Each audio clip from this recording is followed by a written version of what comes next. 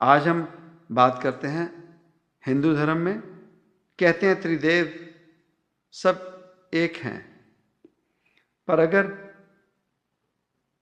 इतिहास में जाकर देखा जाए तो एक समा आ गया था, विष्णु भक्त और शिव भक्त एक दूसरे के ऐसे दुश्मन थे जैसे आज हम हिंदुस्तान और पाकिस्तान के जीव अपने आप को दुश्मन मानते हैं एक दूसरे का। शरेआम शिव भक्त विष्णु भक्तों को पीटते थे, काटते थे, नुकसान पहुंचाते थे, और वैसा वर्षा विष्णु भक्त भी करते रहे। कितने समय तक ये सब चला? भाव उतनी विकसित हुआ था, तब आपस में लड़ाई झगड़े थे। कोई कहे विष्णु रब है, कोई कहे शिव रब है, जबकि रब दोनों नहीं है, रब के सेवक हैं। एक का माई युक्त व्याई, तीन चेले परवान। रब तो नहीं है वो, पर जीवों ने उन्हें रब मानने के लिए भी लड़ाई की। तो उसके बाद जैसे जैसे धर्मों में और विकसित हुए और धर्म बने, तो उन धर्मों के नाम पर और आज तक हम लड़ाई झगड़ा कर रहे हैं। पर कभी जानने की कोशिश की कि किसी भी धर्म ग्रंथ ने, किसी भी महापुरुष ने, किसी भी रब ने हमें ये बातें नहीं कही। तो अगर पहली बात हमें सच्चाई भी नहीं पता रब क्या है, जैसे कईयों को अभी भी समझ नहीं है। किसी ने हमारे साथ बात की, कहते कि नानक नाम चढ़दी कला तेरे भाने सर्वदा भला, गुरु ग्रंथ साहब में रचित है बाणी है। ये झूठ है, हमें पता ही नहीं। नानक नाम चढ़दी कला तेरे भाने सर्वदा भला किसी ग्रंथ में रचित नहीं है।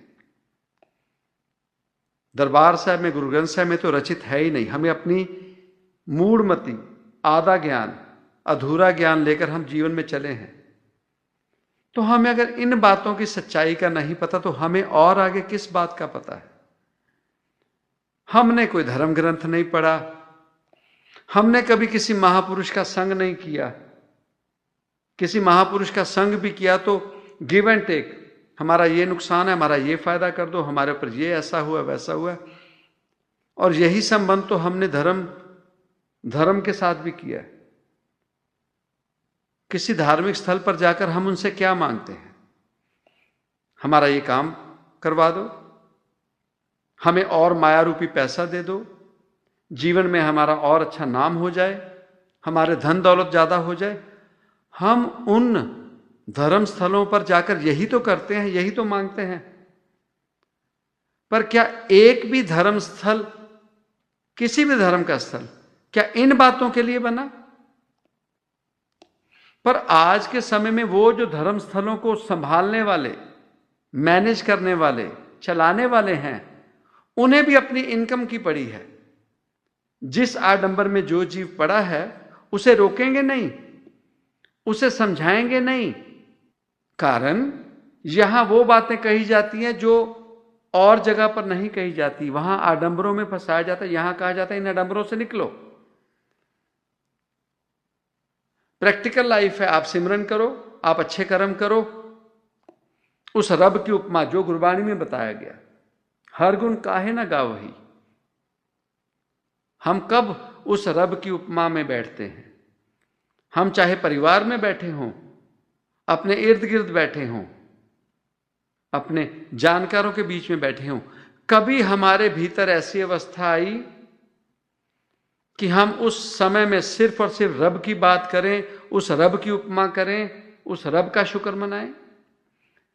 कभी हम परिवार के चार जीव या अपने रिश्ते नातों में, यार मित्रों में बैठते हैं, ज्यादा में ज्यादा पार्टी कर लेंगे, खाना पीना, नशा कर लेंगे। कभी हम में हिम्मत है अपने घरों में बैठकर चलो आज भजन करते हैं, कीर्तन करते हैं? ये नहीं होगा हमसे। ये हम लोगों ने छोड़ दिया। वो जो धर्म स्थलों पर नियुक्त किए जाते हैं सेवादार, ये हमने उन पे थोप दिया, तुम्हारी ही जिम्मेवारी है, तुम ये करो। तो वो बेचारे कर रहे हैं अपने लिए भी और अपना परिवार पालने के लिए भी। पर हम लोगों ने क्या किया? घर में कोई दुख तकलीफ हुई, कोई खुशी हुई, जिस धर्म से जुड़े हैं उसकी विधि घर में लाकर कर देंगे। कोई यज्ञ कर देगा, कोई पाठ कर लेगा, कोई और अपना काम कर लेगा। कैसे करेगा? औरों को पैसे देकर, सेवा देकर उनसे करवाएंगे, खुद नहीं करेंगे, खुद नहीं करेंगे। खुद उस पूजा को, पाठ को हम खुद नहीं करेंगे। तो धर्म स्थलों पर जाकर हमें पता ही नहीं कि वहां जाकर किस चीज की मांग करनी है। वहां हमें शिक्षा ही नहीं दी जाती कि ऐ जीव, जिस नाम की तो अरदास करवा रहा है, इस अरदास में, इस प्रार्थना में ये तो हम कर देंगे, ये हमारी तरफ से हुआ, पर तुम्हारा क्या योगदान है? सिर्फ पैसा देना? अब तो पैसा भी नहीं कोई देते। पर हमने सच में क्या सीखा और हम आने वाली जनरेशन को क्या सिखा कर जा रहे हैं? हमारे माता पिता ने तो फिर भी हमें कुछ समझा दिया, हम उन्हें क्या समझा रहे हैं? वही जो हम कर रहे हैं, वही जो हम कर रहे हैं। आज देखो काल कैसे विकसित हो रहा है। काल कैसे विकसित हो रहा है। एक समय हम न्यूयॉर्क में थे, तो एक हमारे सेवक हैं, उनके पिताजी बीमार हॉस्पिटल में। तो हमें पता लगा, हम गए तो उनके बुजुर्ग बीमार बेड पे पड़े हैं, ऑक्सीजन वगैरह लगी है। तो वहां जैसे गए तो उनकी अपनी सगी बेटी हमें कहती है, कृपा करो अब हो जाए, भाव शरीर छोड़ दें। हमने कहा 2 मिनट जरा हमें देखने तो उनसे बात की। बुजुर्ग, वो हमें जानते नहीं थे, उनके बेटे आते थे हमारे पास सेंटर में, उनसे बात करनी चाहिए, उन्होंने हमारे साथ बात नहीं की। कर क्या रहे हो? फोन पे उन्हें हनुमान चालीसा का पाठ लगा कर दिया हुआ और वो बैठे सुन रहे हैं बस। और आते जाते को देख रहे हैं, कुछ खाने को चाहिए, कुछ इशारा कर रहे हैं, वो सब कर रहे हैं। इस जीव को अगर आदत होती नाम सुमरन की, इस जीव के भीतर अगर सच्चाई होती, तो ये हनुमान चालीसा सुनने के बजाय अंदर खुद पढ़ रहा होता, गायत्री मंत्र अपने भीतर खुद पढ़ रहा होता सुनने के बजाय। और अब तो और बढ़िया हो गया, अब तो बुजुर्गों को फोन मिल गए भूखों की तरह। वो अपने काल को देखो कैसे बनाने लगे। उनको फोनों से फुर्सत नहीं। इस उम्र में बुजुर्गों को सुमरन करना चाहिए, पाठ पूजा करनी चाहिए। वो फोनों पे लग गए, उसे कॉल मिला, उसे मिला, अपना नर्क बनाने लगे। और इन कॉलों में वो सिर्फ और सिर्फ तीसरे बंदे की बुराई करते हैं, वो किसी की उपमा नहीं करते। वो जो कहा गया ना, हर गुण काहे ना गावई मूर्ख अज्ञाना, वो ये काम नहीं करते आज कि किसी के साथ बैठकर, परिवार में बैठकर भजन कीर्तन पाठ पूजा करें। नहीं, उनके पास किसी की चुगली निंदा, औरों के कर्म अपने सिर बनाने लगे। तो ऐसे जीवों का आगे क्या होगा? निंदो निंदो मोको लोग निंदो, निंदा हमको खरी प्यारी, निंदा बाप निंदा महतारी।